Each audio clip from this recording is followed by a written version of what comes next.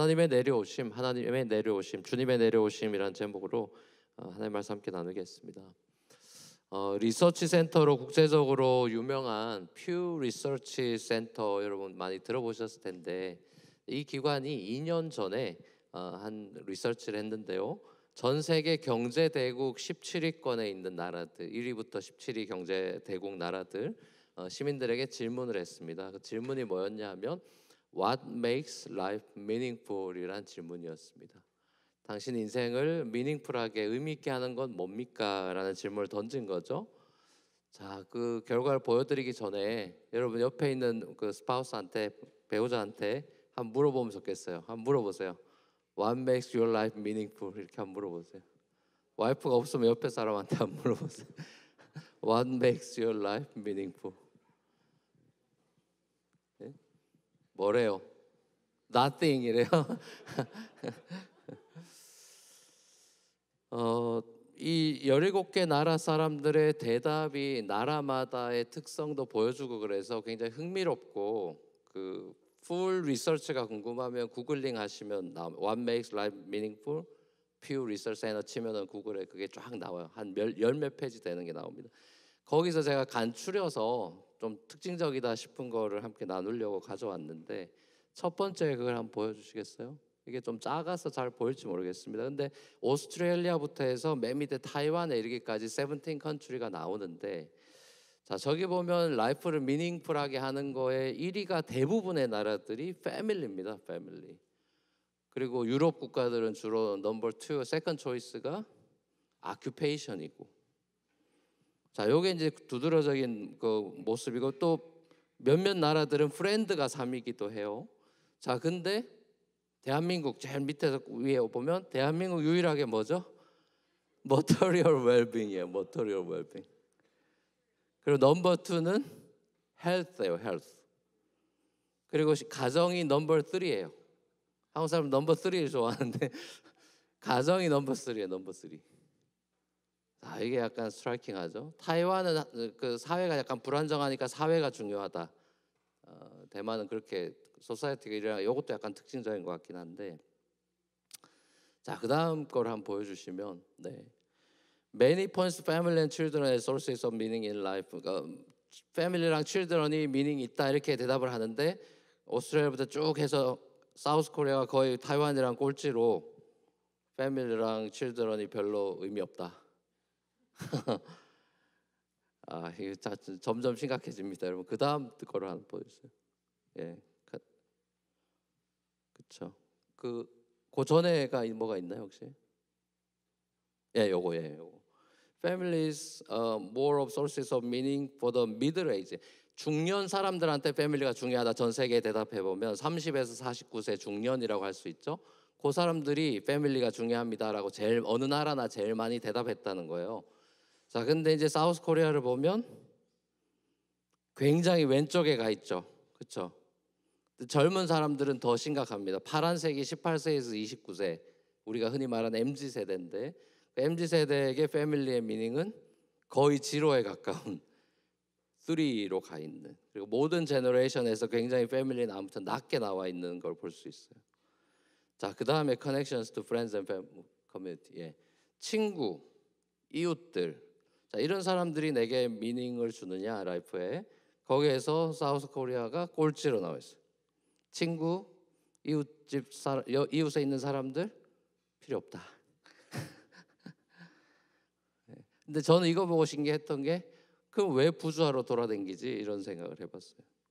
한국 사람들 토요일마다 부자로 돌아다니는데 패밀리, 여기 프렌즈랑 커뮤니티가 필요 없다는데 좀 신기했습니다. 자, 그 다음에 younger adults.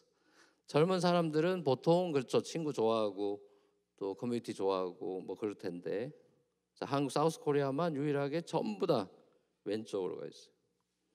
65세 이상은 아예 지로죠. 지로. 고독한 한국인들을 보죠. 자, 그 다음에 넘겨보세요. work. 일하는 거. 직장. 직장이 내게 미닝이 있냐. 사우스 코리아 직장 꼴찌. 직장 의미 없다. 직장 돈 벌러 간다. 나한테 라이프에 전혀 미닝은 주지 않는다. 자, 그다음 하나 더 뭐 사우스 코리아 재패니스. 한국 사람들, 일본 사람들은 멀티플 초이스로 선택할 수 있는데 하나만 찍었다. 예. 한국 사람들은 뭐 주로 돈을 찍은 거죠. 몇 개를 대답할 수 있게 했나 봐요. 자, 그다음 마지막. 미국 사람들이 여기 차트 보자 깜짝 놀랐어요. 미국 사람들이 압도적으로 종교가 삶에 미닝을 준다. 15%. 나머지는 전부 다 4%, 3%, 2%, 1% 이래. 한국 1%. 재팬 0. 이게 결과예요. 자, 이 미국 사람들은 왜 종교가 삶에 의미를 준다고 대답했을까 생각해 봤을 때 이제 바이블 벨트라든지 미국은 망했다 그래도 아직도 건재한 그 기독교 그런 교회들이 많죠. 사우스에 가면. 이제 그런 영향이 아닐까 저는 개인적으로 생각해 봤습니다. 자, 여기까지입니다. 뭐 더 많은 자료들이 있는데 제가 간추려서 보여드린 거 그 가서 보시면 돼요.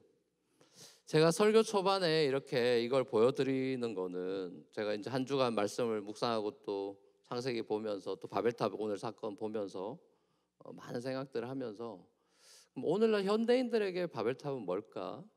이제 저한테 바벨탑은 뭐냐 이런 질문을 해보는 거예요. 그리고 여러분에게도 그 질문을 던지는 거예요. 이 도표에 하면 한국의 압도적인 바벨탑은 돈이죠. 자, 그걸 알고는 있었지만 너무 심해서 깜짝 놀라긴 했습니다. 근데 뉴욕도 만만치 않죠, 그렇죠? 자, 근데 뉴욕은 약간 모양이 다른 것 같긴 해요. 뉴욕 맨하튼에서 이제 아주 오랫동안 수십 년 동안 목회하시고 얼마 전에 주님 품에 안기신 저도 많이 인용도 하고 많이 배웠던 우리 팀켈러 목사님께서 마지막 그 유언으로 리디머 컨그리게이션한테 페어웰 메시지를 한 게 있어요. 그래서 돌아가시기 전에 하신 굉장히 초췌한 모습으로 이제 암투병을 하셨으니까 페어웰 메시지 저도 이제 돌아가시기 직전에 들었는데 그 페어웰 메시지를 누가 그걸 캡처해서 틱톡에 올려놨더라고요. 그래서 그거를 한 1분 30초 굉장히 파이널 메시지 그거만 잠깐 보여드리고 들려드리고 제가 설교를 이어가도록 하겠습니다. 같이 한번 보겠습니다. Lastly, forget about your reputation. Jeremiah 45:5. This is what Jeremiah says to his secretary Baruch. Seekest thou great things for thyself? Seek them not.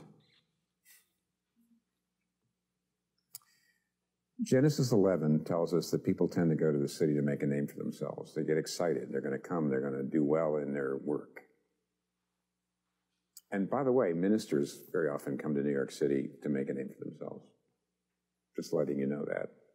You know, I'm a minister in New York City. I'm cool. I'm going to do well here.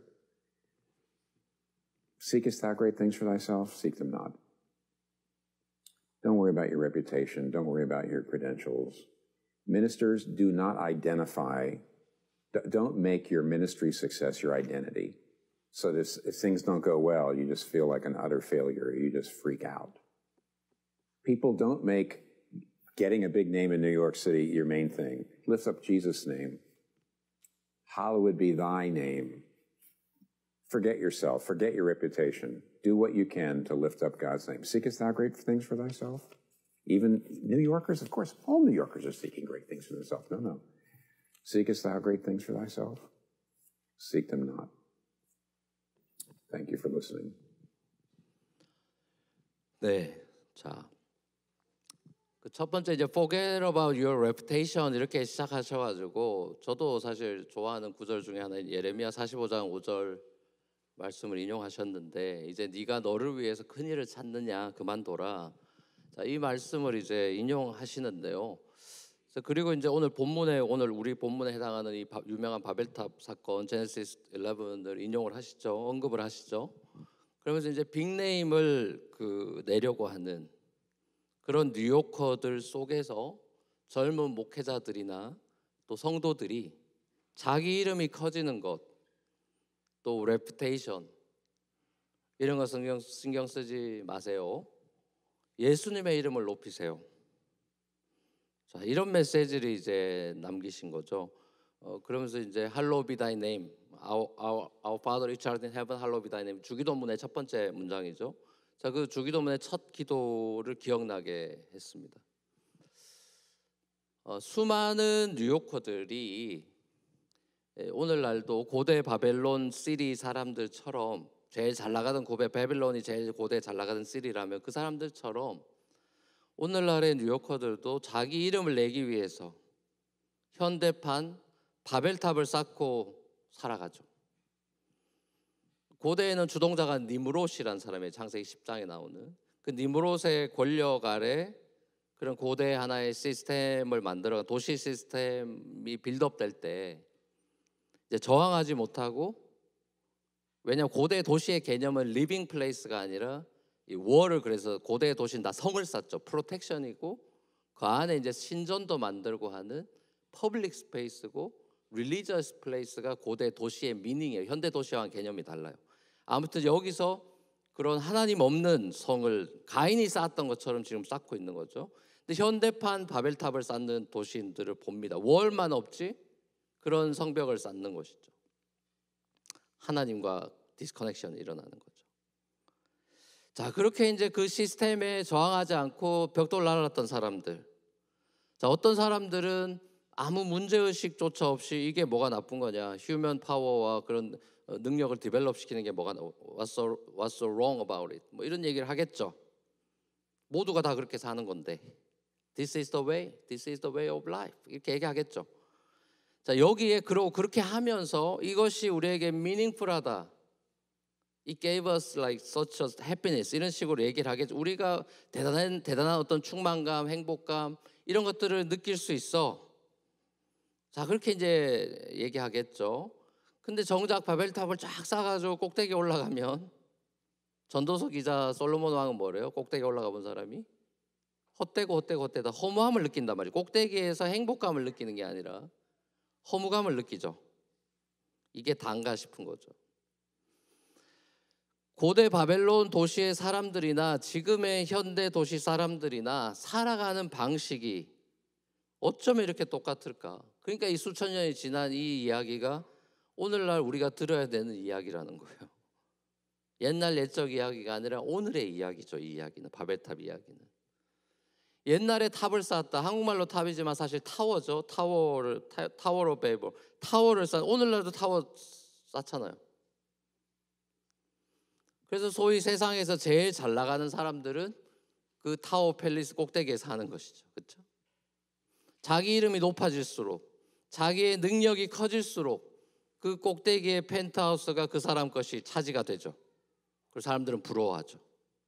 세상을 다 가질 듯한 기분, 내가 제일 세상 꼭대기에 있다는 충만감, 마치 자기가 신이라도 된 듯이 여기는 자기 전능감, 내가 이제 못할 것이 없어, 내가 맘만 먹으면 다 할 수 있어 라는 자기 전능감.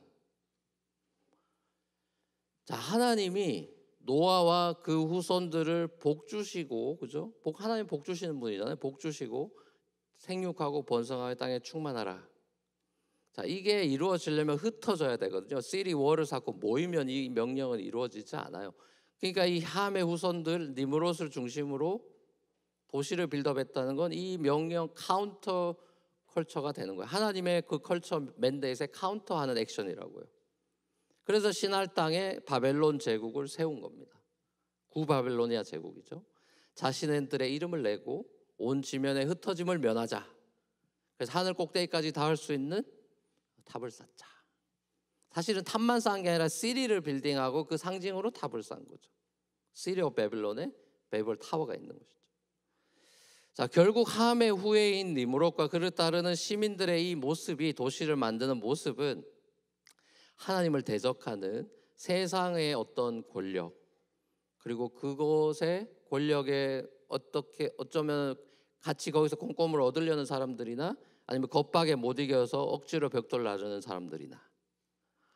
자, 아담 그 범죄 이후로 인류가 끊임없이 anyhow 하나님을 대적하는 모습을 보는 거예요. 자, 이 니므롯의 후예들이 여호와 하나님을 등지고 결국에는 제국을 만들면, 제국의 특징은 뭐죠? 로맨 엠파이어나 헬라 엠파이어나 모든 베벨론 엠파이어, 모든 엠파이어의 특징이 뭐죠? 그러고 보면 여기도 엠파이어 스테이트 빌딩이 있네요. 엠파이어의 그 특징이 뭐죠? 네, 거기는 항상 우상 아이돌이 달라붙는다는 거, 신들을 숭배하는 게 달라붙어요. 신이 달라붙습니다. 왜? 자기들의 필요에 따라 신을 갖다 붙이죠. 이 바벨이란 뜻이 원래 케이어스, 혼란이란 뜻도 있지만은 히브리어로 원래 더 어원이라고 할 수 있는 아카드어로 뜻은 신들의 문이라는 뜻이에요. 신들의 문. 자, 결국 이거는 신전 같은 개념이에요. 신적인 거를 세운 거예요. 근데 실제로 이제 바벨탑 건축에 그렇게 하나님이 중단을 시켜서 중단이 되고 뭐 무너졌는지 중단된지 그건 자세하게 나와 있죠. 중간에 짓다 말았던 개념 같아 보이긴 해요. 근데 아무튼 이 바벨론 건축이 중단이 돼 스탑이 되고 그리고 한 1000년 이상이 지나서 우리가 잘 아는 다니엘서에 나온 느부갓네살 왕이 신바벨론 제국을 세우죠. 엠파이어를 또 세우죠. 네오 바벨로니안 킹덤을 세운단 말이에요. 자, 그래서 그 바벨론을 또 바벨탑을 다시 세웁니다. 1000몇 년이 지나서. 자, 이건 이제 고고학자들이 발견해낸 거예요.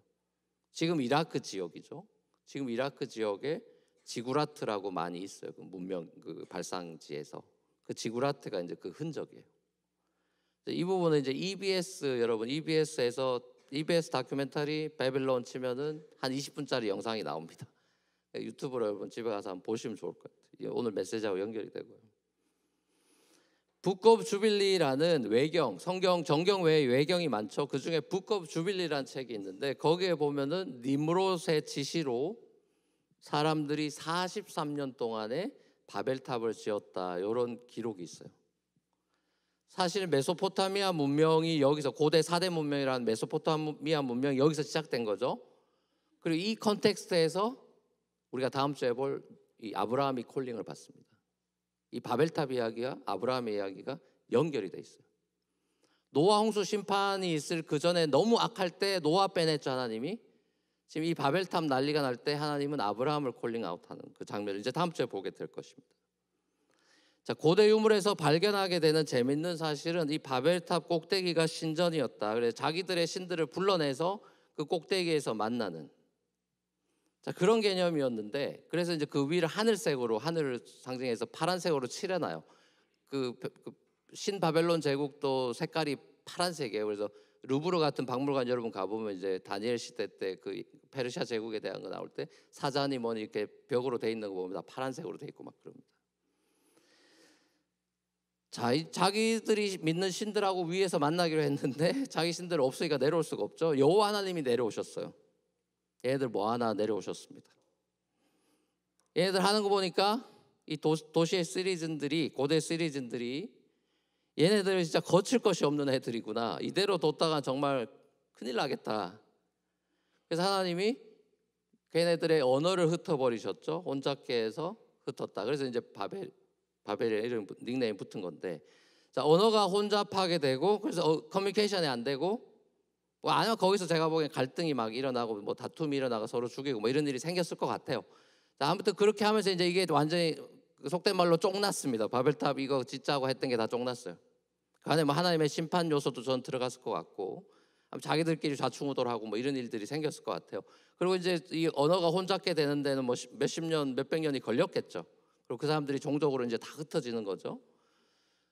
자, 결국 하나님을 떠나서 자신의 힘과 권력을 믿고 살았던 니므롯을 비롯한 이 함의 후손들이 하나님과 맞짱뜨고 대적하고 우상숭배라는 것을 이제 이 세상에 가져온 그 주인공들인데, 자, 그래서 구바벨론하고 신바벨론이 성경의 주를 이루면서 하나님을 대적하는 안티갓의 그런 세상 권력의 상징으로 구약에만 나올 뿐만 아니라 신약의 엔딩인 요한계시록의 바벨론이 다시 등장하죠.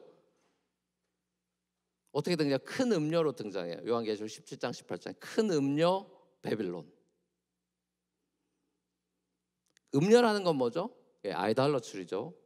하나님을 섬기지 않고 세상 권력과 짝했다. 우상 숭배자들에 대한 비유죠. 홍수 심판 이후에 배 바깥으로 나왔던 노아는 제일 먼저 하나님을 찬양하는 예배자로 예배를 드렸죠. 자, 근데 그 후손들은 하나님을 예배하지 않고 자기들의 이름을 높이고 자기 다른 신 만들어 가지고 탑 쌓고 막 이러고 있죠. 자, 하나님이 그렇게 반역한 사람들을 그냥 한 반에 다 죽여도 되는데 할 말 없는데 죽어 마땅한 사람들이니까. 자, 근데 하나님이 죽이지 않아요. 흩었죠. 그 얘기는 회개할 기회를 주는 겁니다. 살려주는 거죠. 구원의 기회를 주는 거예요.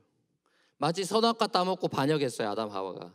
안 죽였죠. 가지고 동물 죽이고 가죽을 입혀가지고 살려주고 에덴 바깥으로 쫓아냈지만 사실 그건 심판의 요소도 있지만 은혜죠. 동생 아벨 죽인 가인 죽어 마땅한 살인자인데 하나님이 용서해주고 표를 줘서 살려주죠. 쫓아냈습니다. 동쪽으로 가죠. 자, 이 생명을 보호해준 하나님 은혜를 은혜인데 이 바벨탑 사람들도 흩은 것이 사실 살려준 하나님의 은혜죠. 자, 우리는 온 땅으로 흩어져서 각각 다른 방언하고 다른 족속을 이루고 살아가던 이 사람들이 굉장히 오랜 시간이 지나서 수천 년이 지나서 이 흩어졌던 사람들이 모이는 장면을 성경에서 봅니다. 그게 어디입니까? 사도행전 2장이죠. 사도행전 2장 오순절 성령 강림 사건에서 각 족속과 방언과 백성들이 모이는 장면, 그러니까 바벨론 시리의 리버설이 액트 2예요. 이 바벨탑 사건의 역전이 일어나는 게 사도행전 2장입니다. 사도행전 유명하죠. 120명의 예수의 제자들이 모여서 성령을 받죠. 그리고 어떤 일이 벌어집니까? 각 나라의 다른 방언을 말하기 시작하죠. 그래서 예루살렘 시리에 모였던 세계 각국 외국인들이 자기들 말을 알아듣게 되죠. 굉장히 놀라고 신기하게 생각했습니다. 그 외국인들, 액트 2에 나오는 외국인들 리스트 중에 이집트, 메소포타미아, 메데 이렇게 나오거든요. 이 사람들이 함의 후손의 일부라고 볼 수 있는 사람들이에요.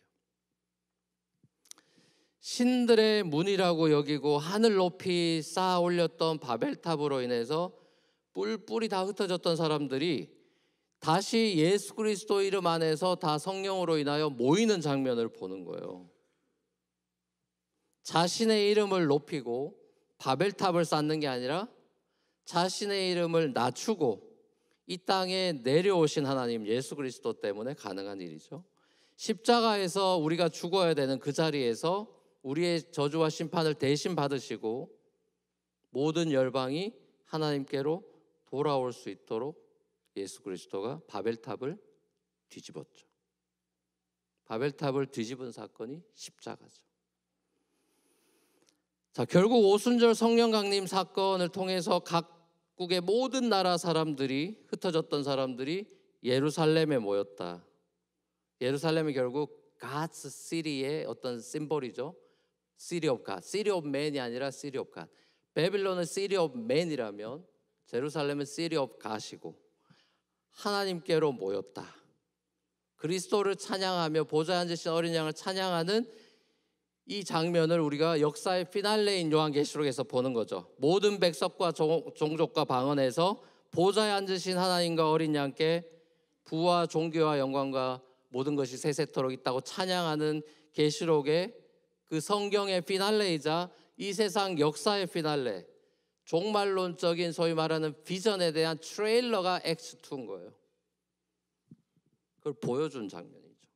마치 변화산상에서 예수님이 부활하는 장면을 셋이 봤듯이 이 액트 2의 사건도 앞으로 일어날 종말론적인 온 세상이 그리스도에 경배하는 장면의 트레일러로 예루살렘 시리를 보여주는 거예요. 창세기에서 하나님께 대적해서 세운 도시가 역사의 마지막 날에는 도시가 회복되는 그 도시의 리뎀션의 장면으로 성경은 끝이 납니다. 자, 이 비전이 우리에게 시사해 주는 바가 커요. 이 큰 그림이 우리에게 시사해 주는 바가 많다고요. 하나님이 이스라엘의 원수 나라인 아시리아의 수도인 니느웨, 사실 니느웨도 니므롯이 세운 나라거든요. 도시거든요. 하나님이 이스라엘을 괴롭히는 원수 나라 아시리아의 성읍 도시인 니느웨를 심판하길 바랬던 게 요나죠. 이제 하나님이 그걸 뒤집어요. 심판하지 않고 긍휼을 베푸시고 내가 이들을 어찌 아끼지 않겠느냐라고 요나서가 끝이 나죠. 구원해 주시기로 해서 이 사람들이 회심이 일어나고 역전이 일어나 버립니다. 그렇죠? 끊임없이 하나님의 영광을 드러내는 것이 아니라 자기의 이름을 드러내고 자기 영광을 추구하고 하나님을 대적하는 그런 원수된 저와 여러분들을 위해서 그리고 온 세상 사람들을 위해서 하나님은 이 땅에 내려오셨습니다. 그분이 예수죠. 우리가 죄인 되었을 때, 우리가 하나님과 안티로 살아갈 때, 하나님과 원수가 되었을 때, 하나님을 대적했을 때 독생자가 내려오셨어요. 이것이 은혜의 복음입니다. 교회 달력으로는 오늘부터가 대림절이죠. 대강절이라고도 하는, 영어로는 어드벤트. 예수님의 다시 오심을 기다린다 그래서 대림절이라고도 하고, 대강절 혹은 강림절, 예수님이 땅에 오셨다라는 걸 감사한다는 셀러브레이션의 의미에서 우리가 크리스마스를 기다릴 때 이 절기를 대강절 혹은 대림절 이렇게 부르죠. 어드벤트라고 해서 퍼스트 어드벤트, 그리고 다시 오시는 세컨드 어드벤트를 기리는 것이죠. 자, 하나님께서 죄인이 돼서 끊임없이 바벨탑을 쌓고 있는 인간들을 위해 내려오셨어요. 왜요? 인간들을 죽이기 위해서가 아니라 인간들을 살려내기 위해서. 이것이 크리스마스의 미닝인 것이죠. 인간이 한없이 어디까지 올라갈 수 있나 그 능력과 힘을 자랑해서 요즘은 화성까지 가겠다느니 모두 우주를 탐험해서 모든 걸 다 이뤄내는 과학의 놀라운 눈부신 발전이 이렇게 인간이 얼마나 위대하냐라고 인간의 올라감을 인류에게 마치 구원과 소망을 주는 메시지인 것처럼 사람들을 뒤흔들어 놓지만, 인류의 구원과 소망은 인간의 올라감에 있지 않고 주님의 내려오심에 있는 것이에요.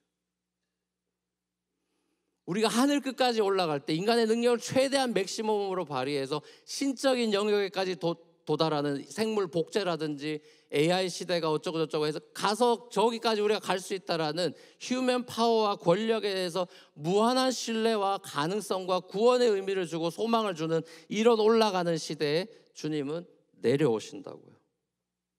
어디로요? 말구유로요. 인간들의 올라감과 주님의 내려오심이 역전이 일어납니다. 우리를 영원한 본향으로 데려가시겠죠.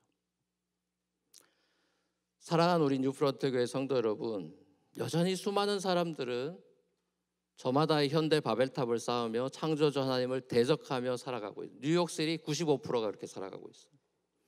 모르겠어요. 크리스찬 5%라 해도 5% 안에도 바벨탑에 벽돌 나는 사람 더 많을 테니까 굉장히 소수가 하나님을 대적하는 이 시리 오브 베빌론, 시리 오브 뉴욕에서 바벨탑에 벽돌 나르는 삶으로 살아가는 게 우리의 세팅입니다. 컨텍스트죠. 자기 이름을 내고 스스로를 높이고 본인의 샐러리를 자랑하고 본인의 학력을 자랑하고 자기가 가지고 있는 힘과 내세울 만한 것들을 자랑하는 그런 시리에서 우리가 살아가죠. 자, 근데 예수의 사람은 다르단 말이에요. 예수의 사람이 가진 자신감과 삶의 이유가 다르단 말이죠. 바벨탑을 향해 끝까지 무한정 올라가는 사람이 아니라 예수 십자가 지고 조용히 내려가는 사람들이죠. 다른 사람들을 짓밟고 꼭대기까지 올라가서 성취감을 느끼는 사람들이 아니라 스스로 십자가에 매달리는 데까지 가는 사람들이죠. 자, 이 모습의 예수는 그 당시에 아무도 이해할 수 없는 모습이죠. 너무 힘없고 볼품없는 메시아의 모습이죠. 그 자리가 하나님의 구원의 폭발력이 일어나는 다이너마이트의 자리죠.